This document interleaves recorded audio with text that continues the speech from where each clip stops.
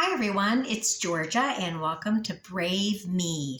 I hope that you have been having a spring that is filled with a sense of renewal about your own courage factor, your own brave factor, because bravery and courage are very much aligned. Sometimes when we think about that word courage or bravery, we think of people who are kind of larger than life people, but the fact is, every day, every one of us must evoke bravery to continue on. Isn't that true? Sometimes a day doesn't start out how you want it to be, or something terrible could even happen, or you were disappointed at every one of those hurdles that you face requires you to pick yourself up and move forward. And that, in and of itself, is a brave thing. Because disappointments suck, right? I mean, we certainly have ideals about how we want our lives to go. And when that doesn't happen, it's hard. And I'm here to remind you that within you is a bravery compass that moves every time you face a challenge. And that's the weirdest thing to me about bravery. Our sense of inner bravery. It is actually born through adversity and vulnerability.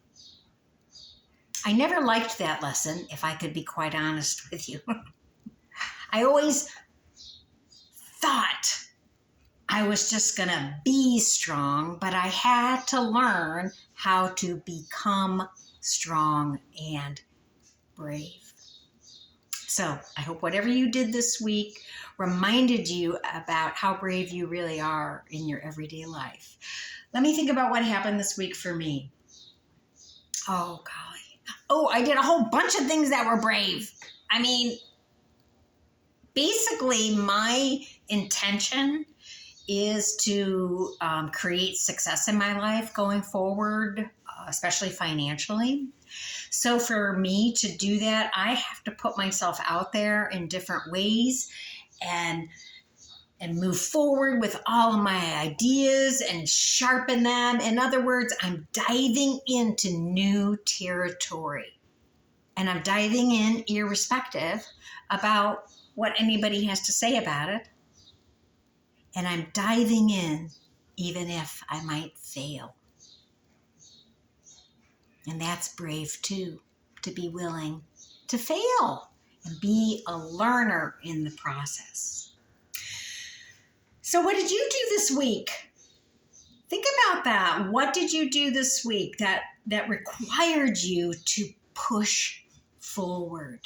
Whether it was just for survival purposes or to reach a goal. And when you remember what you did, I want you to just take a minute and celebrate it. Coming up next on June 16th and 27th of 2023 are my first two Brave Me programs. You're welcome to come to both of them. Once you register for one, you get to come to both. And you can get half off of a Reiki program from me or half off of one of my other programs. So basically, I'm just going to be giving you discounts for all the different programs that I will be delivering through my own work as an artist and through my company, Wealth is Within. So when we are going to be sharing our time together, I just wanted to give you a little insight into what we're going to be talking about. And the flyer kind of talks about that as well. But one of the first things it speaks of is our bravery compass. So I just want you to be thoughtful about that as to where you are right now. Because with your bravery compass, and we'll talk more about it with each of the classes, there is no right or wrong. It's just an assessment about how courageous you are feeling about going into that new territory that I spoke of earlier. or how brave you are feeling in the midst of circumstances when you don't want to go into new territory or are being forced to. I think if north is, the straight and forward into our braveness, I would say I'm a little off kilter with the north, because even though I'm excited about the new things that I'm doing, it's a little, it's a little intimidating to let yourself become different. It's intimidating to change, isn't it? So, I'm almost there. I keep adjusting and turning, and that is the journey. That's the adventure, to learn how to adjust and turn along the way, so you can become the brave person that you are already. The other thing that we're going to be talking about is this idea of, handling the roadblocks that come along the way. And I mentioned two of them already. And most of our roadblocks about feeling brave are emotional, correct? Or our emotional reactions to things that happen in our life.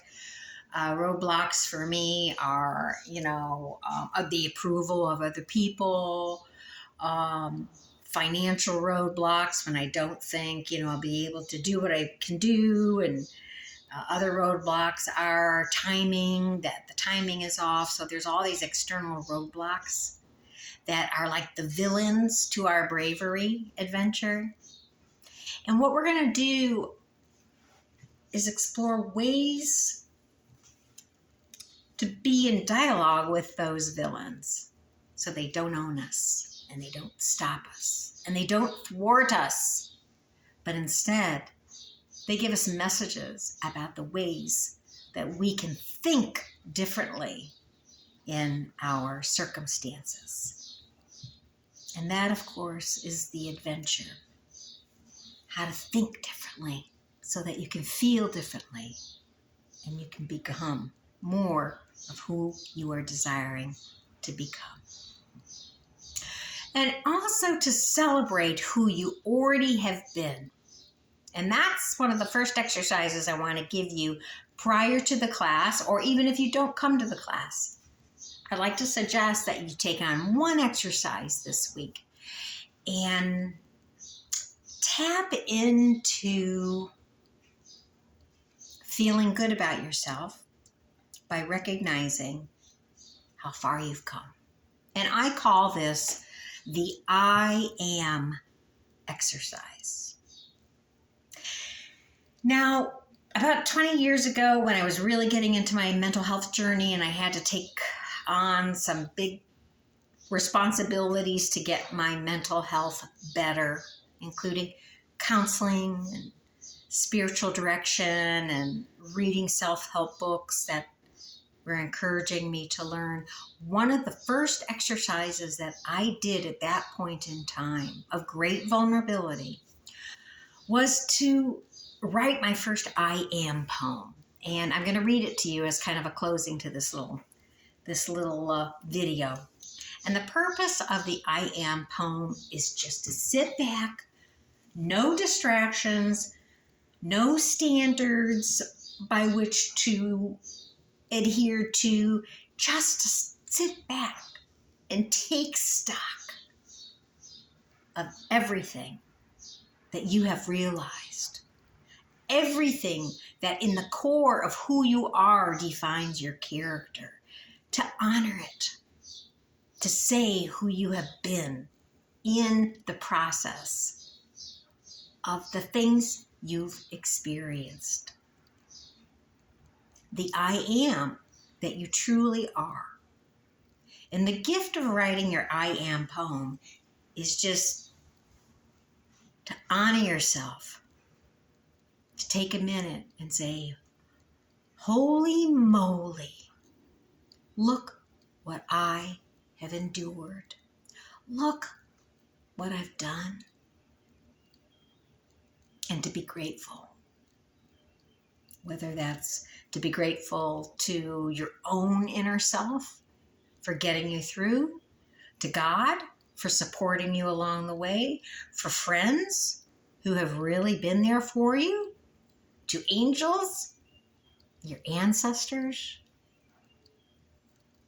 everybody, every experience in life is actually taking you towards your greatest I am. So with that being said, I hope that you think about joining the class. In September, we're going to be having our first outdoor adventure with Masha Resnick, and it will be in the first one will be in Northeast Ohio, and I look forward. It's a day trip. Our longer one is going to be next spring for about like 3 or 4 days. Anyways, I'll give you more information about that, and stay tuned on Facebook for my other activities, and let me read my first I Am poem. It's kind of raw, but you know what? Sometimes life deals you things. Life deals you something raw, and that's just life. Nobody escapes trauma, trust me. So celebrate the strength that you found through that experience. This poem is called, I don't even think I have a title for it. I think I wrote this in 2006. We'll just call it I Am Number One. I am a chubby, brutal woman who can live on $27.35 a week for a year and still manage to feed her children. I can withstand a 3-year divorce, humiliation, and mental torture. I can stand up to intimidation, and I can dance in its face. I can watch love treat me wrong more than once and still stand upright, even if I'm left bleeding. I can see and hear and feel when loved ones judge me because I dance to my own drum. And still, I embrace them as blood. I have survived sexual assault, physical beatings, narcissism, and the brutality of words, all not deserving of this loving, loving heart. I have heard the pounding of the door of I have heard the pounding on my door of the impound man who all but apologized for having to take my car. I've laid alone in the privacy of my bed and sobbed through the agony and the redemption of celibacy and all of that aloneness. I have borne the burden of a broken body, laying 4 years in bed, crippled by a rotten nervous system, and spending another 4 years learning how to walk again. It hasn't been an easy life, but I'm okay with that. Others have it worse. Some have it better. We all wash out in the end. I'm better than I used to be, though. Even in this tied and twisted and contorted state. Discovering, to my surprise, a strength that has always guided my own freedom sails. No doubt, however, it's hard learning to walk on water.